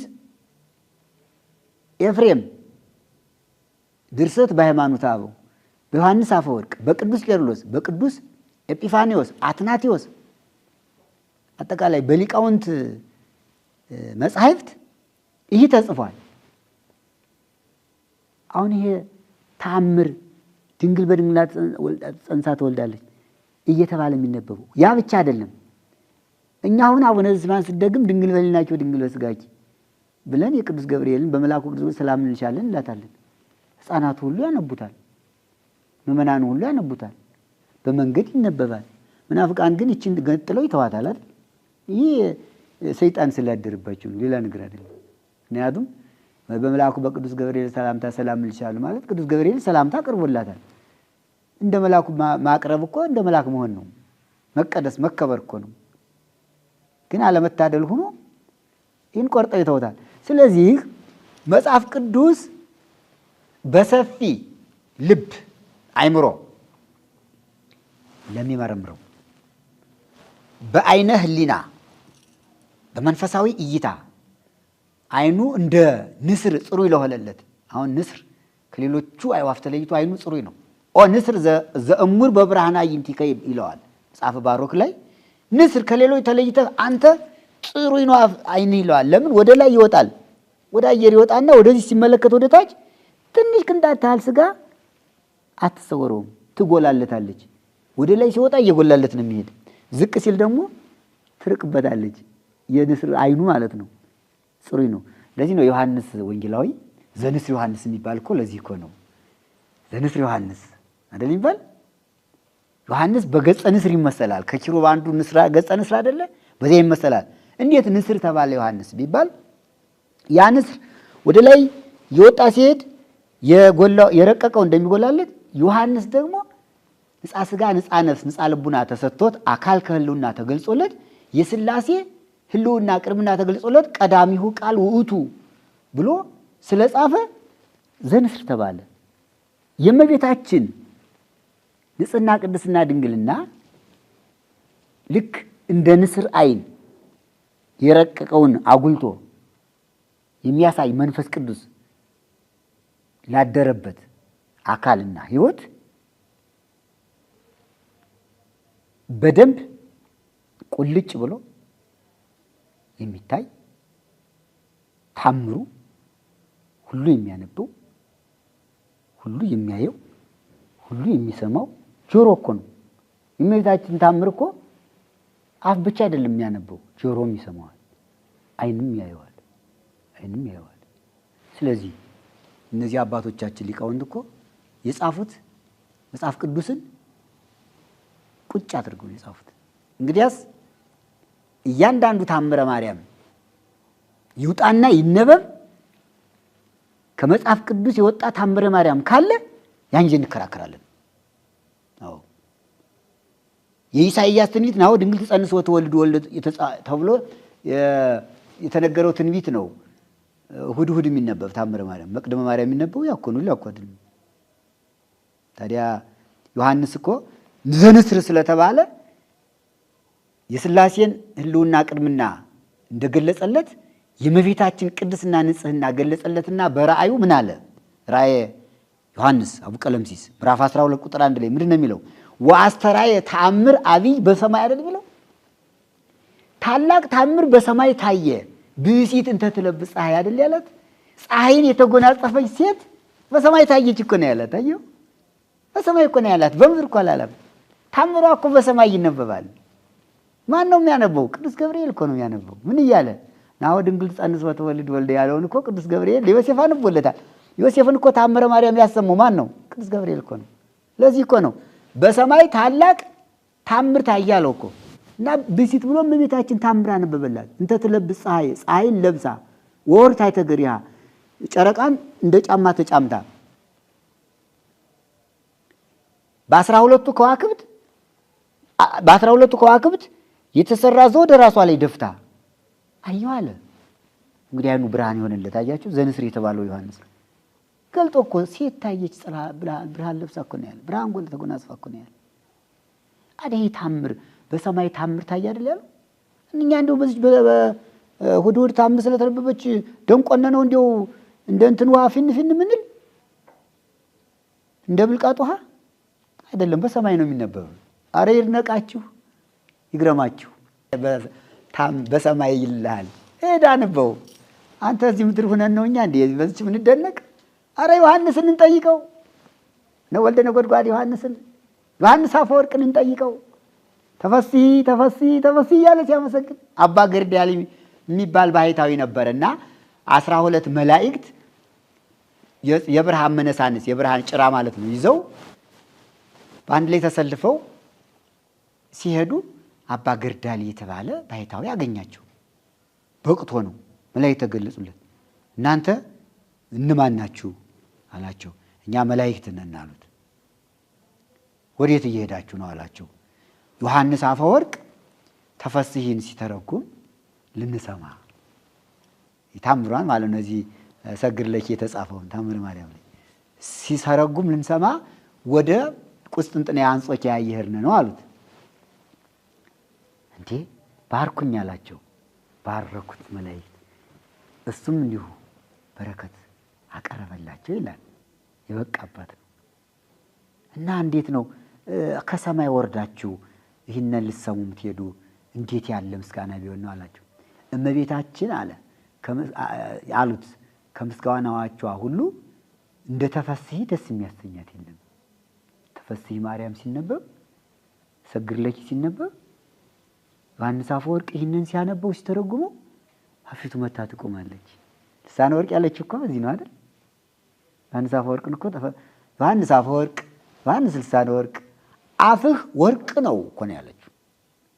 በተፈስሒ ማርያም እኮ በታምሯ እኮ ዮሐንስ አፈወርቅ ተብሏል። ኤፍሬም አፈበረከት ተብሏል። አፈበረከት ተብሏል። ናጣሊስ ማየቶት ተብሏል። ዛንጾኪያ በሃይማኖት አበው ያሉ ሊቃውንት ናቸው። ማቴዎስ ወንጌል ምዕራፍ 1:18 ጀምሮ ያለው ሲነበብ ያይመራ እስካም ወለደት ወልደ ዘበኩራ ይላል አይደለ? የበኩር ልጇን ስትወልድ አላወቃትም ይላል። ያንን ይዘው አንዳንዶቹ ከዚያ በኋላም የቤታችን ዮሴፍ በግብር አወቃት የሚሉ አሉላቲ ስብሐት ክብር ምስጋና ይድረሳትና ንጉሱ አርቃዲዮስ ቴዎዶሲዮስ ዮሐንስ አፈወርቅን ጠየቀው። መምህር እስክትወልድ ድረስ አላወቃትም ያለው ይህ ነገር ከወለደች በኋላ አወቃት ማለት ነው እንዴ ብሎ ጠየቀው። ባጭሩ አይደለም፣ የግብር ማወቅ አይደለም። እንግዲህ ያ ምንድነው? የመልክ እኮ ነው። መልኳን አላወቃትም ማለት ነው። እንዴት አያወቃትም? መልኳን አፊቱ ተቀምጣ ትለዋወጥ ነበር። አንድ ጊዜ ቦ አመታ ያይ ከመጽየ ረዳ እንደ ጽየ ረዳ ቀይ ተወን ነበር። ወቦ አመታ ያይ ከመጽየ ሮማን አንዳንድ ጊዜ እንደ ሮማን ፍሬ አረንጓዴ ትመስላለች፣ ትለዋወጣለች። እንዴት ትለዋወጣለች? ለምን ትለዋወጣለች? ያለው ጠርሙዝ አምጣ አለው። አመጣ። ውሃ ሙሉ አለው። ውሃ ሞላው። ምን ይመስላል ይሄ ጠርሙዝ? ውሃውን ሌላ ጠርሙዝ አምጣ። አመጣ። ሙለው። ጠጅ ሙሉ አለው። ማር መሰለ፣ ጠጅ መሰለ። ሌላ አምጣ። የወይን ጠጅ አድርግበታል። የወይን ጠጅ መሰለ። ይህ ጠርሙዝ አንድ ነው፣ ግን 3 ጊዜ ተለዋወጠ። ምን ስለሆነ ነው አለው። በውስጡ የያዘውን ስለሚመስል ነው። ብርሌው አንድ ነው አይደል? ግን ጠጅ ሲቀርብበት ምን ይመስላል? ጠጅ፣ ውሃ ሲቀዱበት ውሃ። ድንግል ማርያም ደግሞ በውስጧ የጸነሰችው አምላክ እሳት ነውና እሳተ መለኮት ስለሆነ እሳት ትመስልበት ነበር ለዮሴፍ አለ። አነ ውእቱ አፍላገ ማየ ወዘዮዝም ከርሱ የሕይወት ምንጭ ነኝ እንዳለ ማየወት ስለሆነ ማየት ትመስል ነበረ። አነ ውእቱ ብርሃኑ ለዓለም የዓለም ብርሃን እኔ ነኝ ብሎ የለ በወንጌሉ። ያ ስለሆነ ብርሃን ትፈካበት ፊቷ ብርሃን ይመስል ነበር። በውስጡ የጸነሰችውን ስለምትመስል ያን ጊዜ ዮሴፍ እየገረመው ነው እያይመራ አላወቃትም ነበረ የተባለ እንጂ በግብር አላወቅም ብሎ ሲተረጉም ስዕሊቱ እዚያ ማዶ ስላለች አፍ አውጥታ ያቺ ስለ ማርያም ዮሐንስ አፈወርቅ ዮሐንስ ልሳነ ወርቅ ሰናየ ተናገርከ ዮሐንስ መልካሙን ነገር ተናገርክ። ትርጓሜው እኮ ይሄ ነው። እያይመራ አላወቃትም የበኩር ልጇን እስክትወልድ ድረስ አላወቃትም ያለው ትርጓሜ እኮ ይሄ ነው። አንተ ተረጎምከው። ይህን የተናገረው አንደበትህ ወርቅ ነው፣ ይህን የተናገረ አንደበትህ እንቁ ነው ብላ ስዕሊቱ ዮሐንስ አመሰገነችው። ተመስግነውበታል አባቶቻችን በታምሯ ማለት ነው።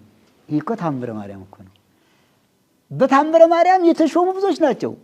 ደቅሲዎስ ነው ታምሯን የጻፈ። ለደቅሲዎስ እኮ አልብሰዋለች። ሰማያዊ ልብስ አምታለበሰችው። ሰማያዊ መንበር የወርቅ ሰጥተዋለች እኮ።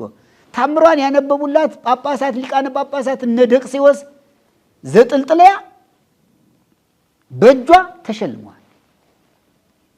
እነዚህ ነቢዩ ዳዊትም አስቀድሞ ተናግሯል። ወይ የንተ አበውኪ ተወልዱ ለኪ ደቂቅ፣ ስለ አባቶች ፈንታ ልጆች ተወለዱልሽ። ወይ ዘክሩ ስመኪ በኩሉ ትውልደ ትውልድ፣ ለልይ ዘመን ስምሽ ይጠራሉ። ቅድም ያልነው እንግዲህ ፍጥረት ሁሉ እመቤታችን ማመን ተፈጠረ አይደለ? ይኸው ነቢዩ ዳዊት በመዝሙር 44 ቁጥር 12 ጀምሮ ምን አለ? ወይ ዘክሩ ስመኪ በኩሉ ትውልደ ትውልድ፣ ለልይ ዘመን ስምሽን ይጠራሉ። ይሄ ነው እኮ ታዲያ መጽሐፍ ቅዱስ እኮ ነው ፍጥረት እመቤታችን ለማመስገን ተፈጠረ የተባለው እኮ ትንቢት ተነግሮለታል እኮ። ይሄ ነው ታምር ማለት እኮ። ዳዊት እኮ ለእመቤታችን ታምር ተናግሯል ካለ በኋላ ወትሰይሚዮ መላእክተ፣ አንቺ ትሾሚያቸዋለሽ ይላል። ማንን ሾመች? ዮሐንስ አፈወርቅ ነው። ይሄ እኮ አሁን ቅድም ያነበብኩት ታምር እኮ በዳዊት መዝሙር ያለ ነው። ወትሰሚዮ መላእክተ ለኩ፣ በዚህ ዓለም አንቺ ኃላፊ አድርገሽ ትሾሚያቸዋለሽ፣ ስም ታወጭላቸዋለሽ። ማን ብለሽ? ዮሐንስን ዮሐንስ አፈወርቅ ብለሽ። ይሄ እኮ ነው ኤፍሬምን አፈ በረከት ብለሽ። ለቅዱስ ደቅሲዎስ ሰማያዊ ልብስ ሰማያዊ ንብረት ሰጠሽው። ይህ ታምር ዳዲያ መጽሐፍ ቅዱስ ነው። መጽሐፍ ቅዱስ በሙሉ ታምር ነው። ወደ ቃና ዘገሊላ ስንሄድ ዮሐንስ ወንጌል ምዕራፍ 2 ላይ ታምር ነው። እንዲሁም ታምረ ኢየሱስ እዚያ ነው የሚጀምረው አይደል? ወዝንቱ ቀዳሚ ታምር ዘገብረ ጊዜ ኢየሱስ በቃና ዘገሊላ፣ ጌታችን መጀመሪያ በቃና ዘገሊላ ያደረገው ታምር ይሄ ነው አይደል? የሚል ታምር እኮ ነው የሚለው አይደል? መጽሐፍ ቅዱስ እኮ ራሱ ታምር እኮ ነው። እንግዲያማ ወዝንቱ ቀዳሚ ታምር ያለውን ያውጡታ መጽሐፍ ቅዱስ እኮ ታምር ነኝ። ዮሐንስ ወንጌል ምዕራፍ 2 እኔ ታምረ ኢየሱስና ታምረ ማርያም ነኝ ይላል። እመቤታችን ወይን ቂያልቦም ልጅ ወይን ጠጅላቸውም ብላ ተናግራለች። ያ ታምረ ማርያም ነው አይደል? ጌታችን ደግሞ ያንን ታምር አደረገ። አሁን ያኮ የዮሐንስ ወንጌል 2 ታምር ነው፣ ታምረ ማርያምና ታምረ ኢየሱስ። ታዲያ መጽሐፍ ቅዱስ እኮ ታምር ነው የሚባል ምናልባት በሰከነ ሕሊና ለማያስተውለው ታምርንና ድርሳን ገድልን መጽሐፍ ቅዱስን በደንብ አድርጎ ላልተረዳ ነው እንጂ እንግዲህ ራዕየ ዮሐንስ ታምር አለ። ምን እናድርገው እኛ? ትልቅ ታምር ታየ ብሎ ታምረ ማርያም አነበበ። ፀሐይ የለበሰች ሴት ታየው ብሎ ስሙንም ታምር ነው ያለው አይደል? እንግዲህ ምን እንበለው ነው? ወይ መጽሐፍ ቅዱስ ነው የምንለው ወይስ ታምር ነው የምንለው? እንዲህ መልስ እፈልጋለሁ። አንዳንድ ጊዜ የሚጠይቅ ሰው ካለ እውነቴን ነው። ትልቅ ታምር በሰማይ ታየ ነው የሚል፣ ይህ መጽሐፍ ቅዱስ ነው የሚባል ታምር ነው የሚባል?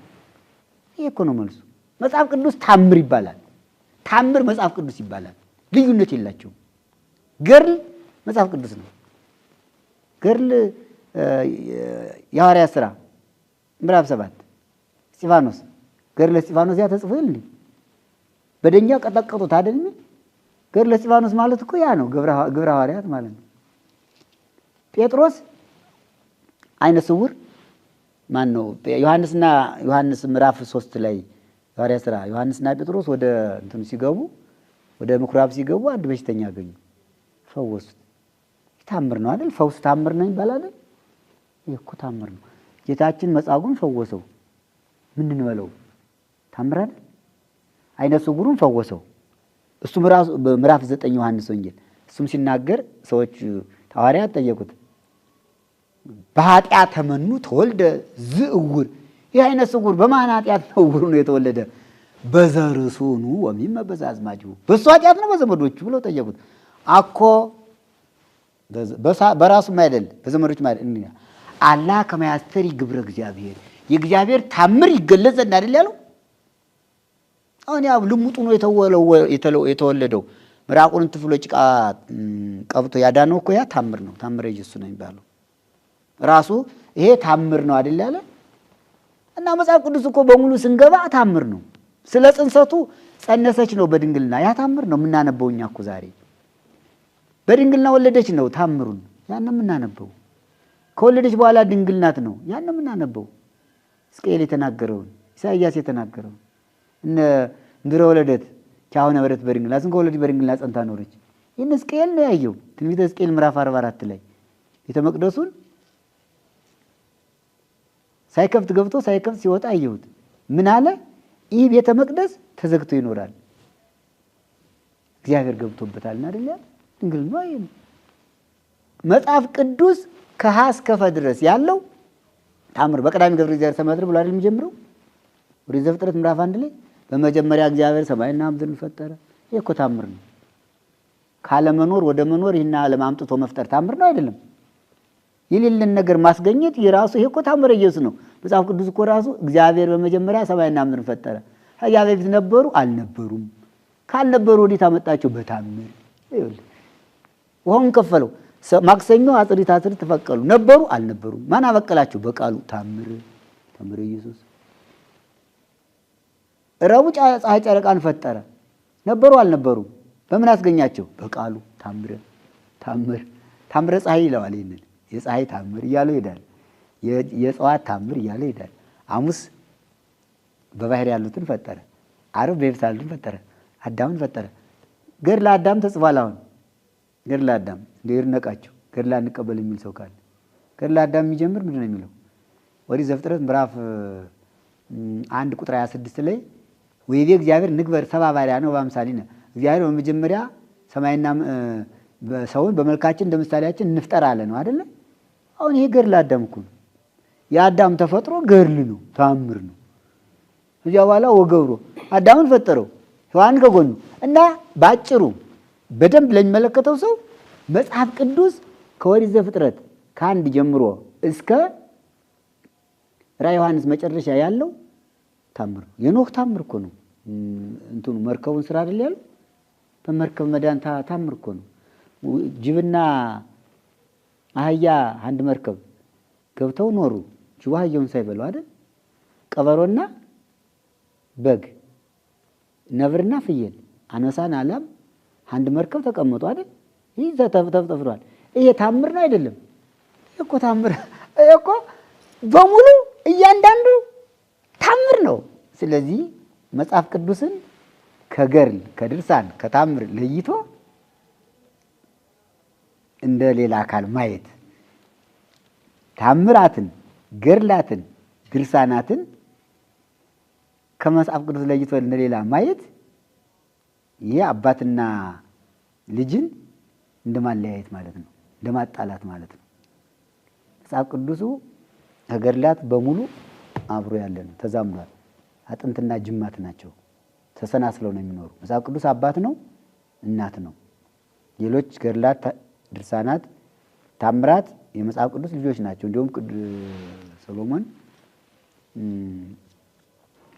አዋልድ ለአልቦን ሁልቁ ይላቸዋል። ስፍር ቁጥር የሌላቸው በማኃይልዩ አዋልድ ስፍር ቁጥር የሌላቸው ልጆች ይልና አዋልድ ያላቸው መጻሕፍት ናቸው። ስማቸው አዋልድ ይባላል። አዋልድ ማለት እኮ ትርጉሙ ልጆች ማለት ነው። ወለደ ወለደ ይልና ወለደ ወለደ። አሁን ወልድ ማለት ልጅ ማለት ነው። የማን ልጅ? የአብ ልጅ ነው። ወልደ አብ እንለው የለ ወልደ ማርያም እንለዋለን። የማርያም ልጅ ማለት ነው። እነዚህ አዋልድ መጻሕፍት ደግሞ ውሉድ ተብለው አዋልድ ተብለው የማን ልጆች ናቸው? የመጽሐፍ ቅዱስ ልጆች ማለት ነው። አዋልድ መጽሐፍ ማለት እኮ የመጽሐፍ ቅዱስ ልጆች እንደው ራሱ ሰው አልገባ ብሎ ነው እንጂ አዋልድ የሚለው ትርጉም ምን ማለት ነው ይባል? አዋልድ ውሉድ ወንዶች ልጆች ናቸው። አዋልድ ሴቶች ልጆች ናቸው። አዋልድ ያህለ ጽዮን ይላል። አዋልደ ንግሥት ለክብርከ የንግሥቲቱ ልጆች ለክብር ይገዛሉ ይላል። እነዚህ መጻሕፍት ናቸው። የማን ልጆች ናቸው? የመጽሐፍ ቅዱስ የብሉይ የሐዲስ ልጆች ናቸው። መጻሕፍተ ሊቃውንት፣ መጻሕፍተ ድርሳናት፣ ገድላት፣ ታምራት እና ስለዚህ መጽሐፍ ቅዱስና ታምራት፣ ድርሳናት፣ ገድላት አባትና ልጅ እናትና ልጅ ስለሆኑ አይለያዩም ነው አጭሩ። በጣም መልካም። አሁን ከዚሁ ጋር ተያይዞ ገድላትና ድርሳናት አሁን እንደነገሩን ከመጽሐፍ ቅዱስ ልዩ አይደሉም፣ የመጽሐፍ ቅዱስ አንድ አካል ናቸው ማለት እንችላለን። አዎ እንችላለን። አሁን ላይ የሃይማኖት መጽሐፍት ቢሆኑም ለሃይማኖታዊ ክርክር እንዲሁም ለድህነት አስፈላጊነት ላይ ብዙ ጊዜ ብዥታዎች ይፈጠራሉና ለድህነት አስፈላጊ ናቸው ይላሉ። የቤተክርስቲያናችን አስተምህሮ ምንድን ነው? ድህነት አንድና አንድ ዓለምን ያዳነ መድኃኒዓለም ክርስቶስ ነው። ግን የእሱ አዳኝነት በእነዚህ መጻሕፍት ተጽፏል። እንዳንገነጥላቸው እነሱ የለም እንዳንል። ፍሬ ከርሳ አድኃነ ኩሎ ዓለም ይላል አሁን ውዳሴ ማርያም ምንድን ነው የሚለው?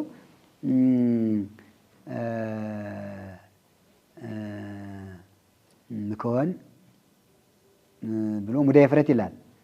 ሙዳየ እፍረት ነቃ ፈልፈለ ማይወት ይልና ፍሬ ከርሳ አድኃነ ኩሉ ዓለም የማኅፀኗ ፍሬ ኢየሱስ ክርስቶስ ዓለምን አዳነ ይላል። ይሄ ውዳሴ ማርያም ነው። አሁን ይሄ ከድነት ስራ መች ወጣ? አድኃነ ነፍሳቲነ በምጽአቱ ቅዱስ ይላል። በልዩ አመጣጡ መጥቶ ነፍሳችን አዳነ አለ። አሁን እኮ የክርስቶስን አዳኝነት እነዚህ አዋልድ መጻሕፍት አጉልተው ነው የሚናገሩ። በሙሉ አጉልተው እያንዳንዱ ገድል እያንዳንዱ ድርሳን የእሱን አዳኝነት ሳይናገር ወደ ቅዱስ ጊዮርጊስ አይሄድም። ምንድን ነው የሚለው? ቅዱስ ጊዮርጊስ ገድል ወስም ዘቅዱስ ጊዮርጊስ ካለ በኋላ በስመ እግዚአብሔር ስሉስ ይልና በእግዚአብሔር ስም ይጀምርና ከዚያ በኋላ ቅዱስ ጊዮርጊስን እንዴት እንዳመነ የክርስቶስን አዳኝነት መድኃኒነት እንዳመነ ያነባል ገድሉ። ከዚያ በኋላ ደግሞ ዘይጾረ መስቀለ ሞት ይክ ሊጸመደኒ መስቀሌን ተሸክሞ ሊከተለኝ አልወደደ ለኔ አይሆንም ነው የሚል። ያንን ቃል ወንጌሉን ይዞ ቅዱስ ጊዮርጊስ ተከተለው ነው የሚል አይደለ? መስቀሌን ተሸክሞ ያልተከተለኝ ማለት እኔ በተሰቀልኩበት መስቀል ተሰቅሎ እንደኔ መከራ ይቀበል ማለቱ ነው። አሁን ቅዱስ ጊዮርጊስ 7 ጊዜ ነው 3 ጊዜ ሞቷል አይደለ? አሁን ገድለ ጊዮርጊስ የሚናገር ክርስቶስ ስላለም ሞተ። ሲሞት ዝም አላለም፣ ተከተሉኝ አለ ስላለ ቅዱስ ጊዮርጊስ ተከተለው ብሎ አዳኝነቱ ተናገረ። ስለዚህ እኮ አሁን ቅዳሴ ማርያም ስንደግም ቅዳሴውን ስናነበው ገድሉን ስናነበው ከአዳኝነት ምስጢር ወጥቶ አናገኘውም። ወይም እንግዲያማ የክርስቶስ መድኃኒትነት በመጽሐፍ ቅዱስ ብቻ ተጽፎ ይቀመጥ ሌላ መጽሐፍ መጻፍ የለበትም ብለን እኮ አሁን የምንቃወመው አዳኝነቱን እኮ ነው። ለምን ሰፋ ነው እንዴ? ይስፋ እንጂ እንዴ ይላል እኮ ዮሐንስ ወንጌል ምዕራፍ 20 መጨረሻው ላይ ይላል ዮሐንስ ሲጽፍ ክርስቶስ ያደረገው ታምር እያንዳንዱ ተጽፎ ቢሆን ይላል ጥቀ ዓለም እምያግመሮ መጻሕፍቲሁ ዓለም አይችለውም ነበረ፣ ግን የተጻፈው ተጽፎ ያልተጻፈው ቀርቷል ይላል። ወዝ ኩሉ ዘኮነ ከመ ትመኑ አንትሙ ይህም የሆነ እናንተ ይህን ሰምታችሁ ታምኑ ዘንድ ነው ይላል። እንዳልተጻፈ ማለት ነው። በመጽሐፍ ቅዱስ እንዳልተካተተ እንዳላለቀ ታምኑ ዘንድ ይላል። አሁን ያ ያልተካተተው እኮ ነው ታምረ ኢየሱስ የሚባለው በመጽሐፍ ቅዱስ በወንጌል ያልተጻፈው እኮ ነው። አዳ ይሄ እኮ አዳኝነትን እየመሰከረ ነው። ውዳሴ ማርያም አዳነነ ነው እንጂ ድንግል ማርያም እኮ ከእሷ ተወልዶ አዳነነ ነው የሚል እንጂ እሷ አምላክ ናት አላለም። ግን በእሷ ምክንያት ድነት ስለተገኘ ብኪ ድህነ ዓለም ወልድ ይኮነ ሰላም ይላታል። በአንቺ ምክንያት ብኪ ድህነ ዓለም ዳነ፣ በልጅሽም ሰላም ተገኘ ይላታል። በአንቺ ዓለም ዳነ። ልክ ነው።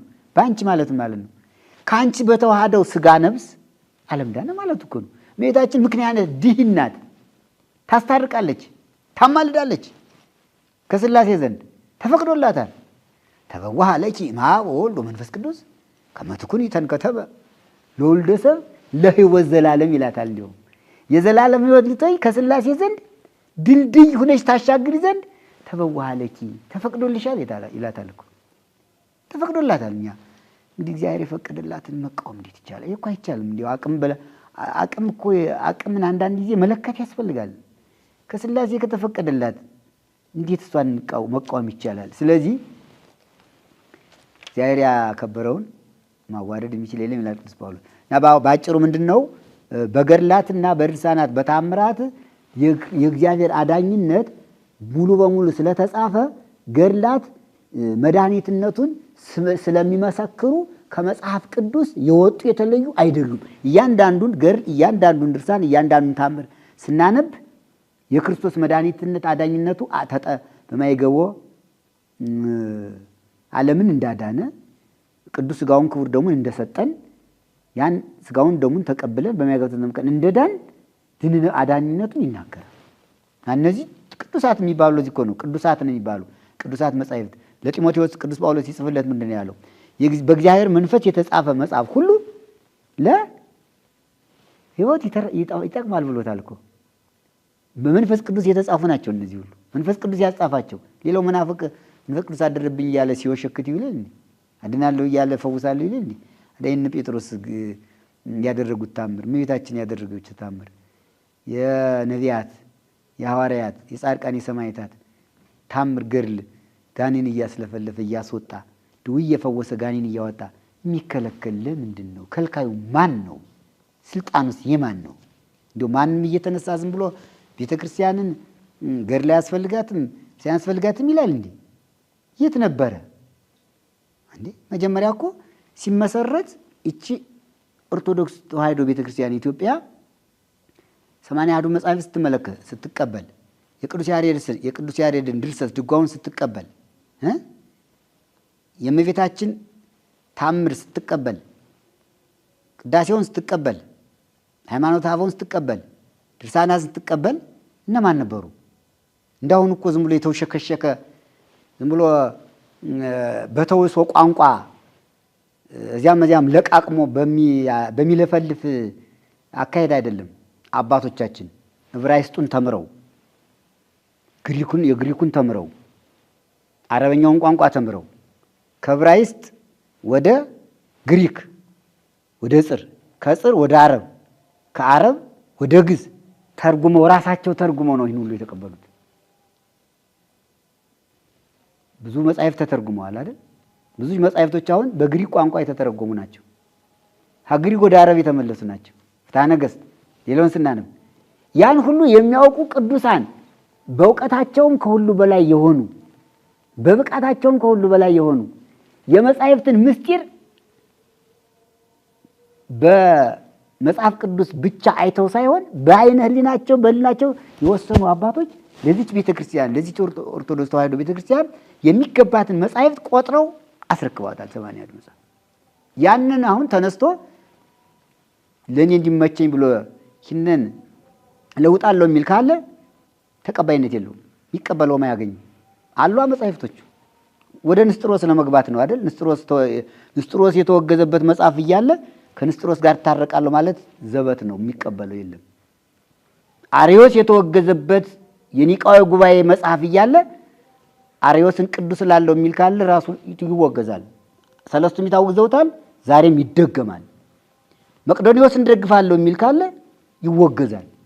ይበቃል ያለው መጽሐፍ ይህንን መመልከት ነው እንጂ አሁን ቅራቅንቦ እዚያም ለቃቅሞ አምጥቶ እዚህ ላይ ይህን እንጨምራለን ይህን ማን ነው የሚቀንስ?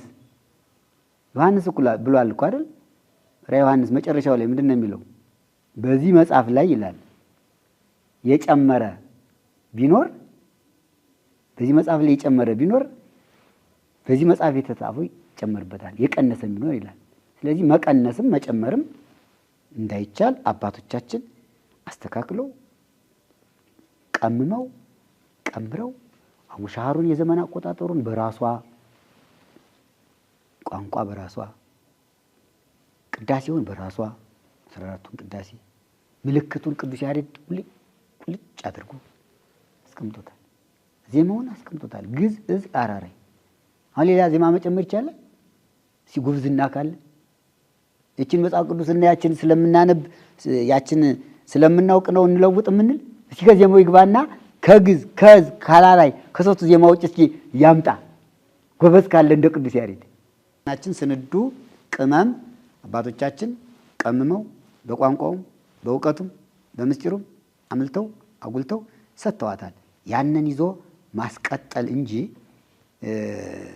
ገድሉ ድርሳኑ ከመጽሐፍ ቅዱስ ጋር ተለያይቷል እያሉ የጠላት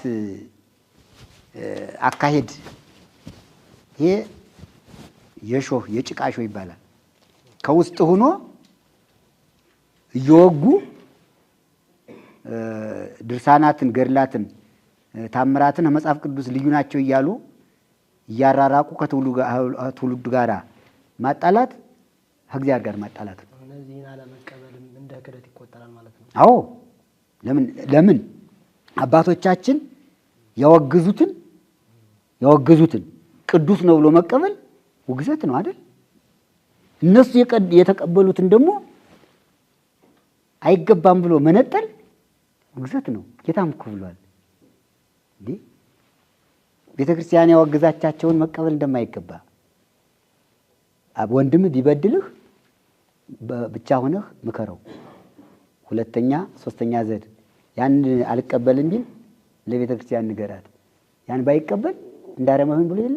አሁን ቤተክርስቲያን ተቀብላ ይዛው የቆየችውን ማለት ነው እኮ ማለት እኮ ነው። ቤተክርስቲያን ይዛው ተቀብላው የኖረችውን አልቀበልም ብሎ አሁን መገንጠል ማለት ቤተክርስቲያንን ካልሰማት እንደማን ይሁን ያለ ወለማ ይሰማ ለቤተክርስቲያን ይኩን ከማረመ መጸባዊ እንደ ቀራጭና እንደ ረማዊ ይሁን። ማንን ባይሰማ ቤተክርስቲያን ነው ያለኩ። አዲያ ቤተክርስቲያን ይዘው የቆየችውን ማለት እኮ ነው። አሁን ይዘው የቆየችውን እኮ አሁን አልቀበልም ማለት እንደ ረማዊ እንደ መጸባዊ ማለት ራሱ በወንጌል የተናገረው ማለት ነው። ያንን ይዘው ነው እኮ አባቶቻችን የሚወገዘውን አውግዘው ንስሐ ገብቶ የተመለሰውን በንስሐ ተመልሰው የተቀበሉ ለዚያ ነው። እና አባቶቻችን ለቤተ ክርስቲያን የሰጧትን ያስረክቧትን ቤተ ክርስቲያን ተቀብላ ይዘው የቆየችውን ነገር አሁን እንደ ሌላ ነገር እያጥላሉ መገንጠል ማለት ይህ እንደ አረማዊ እንደ መጸባዊ ያስቆጥራል። ቤተ ክርስቲያንን አልቀበልም ያለ አይደል የሚለው። አሁን እስካሁን ተቀብለው ቆይታ የለ። አሁን ምን ሆኖ ነው የማይቀበለው? ያሁኑ ትውልድ ምን ሆኖ ነው እሷ ይዘው የቆየችው? ስለዚህ እንደ አረማዊ እንደ መጸባዊ መሆኑ ነው ያስቆጥራል ማለት ነው። እና እዛ የተቀበለችውን ያወገዘችውን ማውገዝ የተቀበለችውን መቀበል እንጂ በስምንተኛው ሺህ አሁን ባለቀ ዘመን ላይ ማለት ነው ባለቀ ዘመን ላይ ሌላ ነገር ቤተክርስቲያን የተቀበለችውን አልቀበልም ማለት ያልተቀበለችውን እቀበላለሁ ማለት ክደት ነው፣ ፋቄ ነው። በእግዚአብሔር ዘንድም ክብር ያሳጣል፣ ለሀገርም በረከት ያሳጣል። ጾሙ ይሻራል። ውስጡ እናውቀዋለን። ለመሸርሸር እኮ ነው። ጾሙን ለመቀነስ አይደል? ገብቶናል እኮ። አሁን እኮ ስርዓተ ቤተክርስቲያን እንቀይር ማለት ጾሙ ይቀነስ ነው፣ ሌላ ነገር የለው።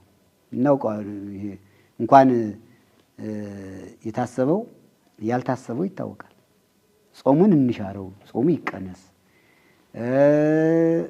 ሌላው በዝቶብናል እና በዝቷል እያለ የሄደው መናፍቅ ብዙ ነው።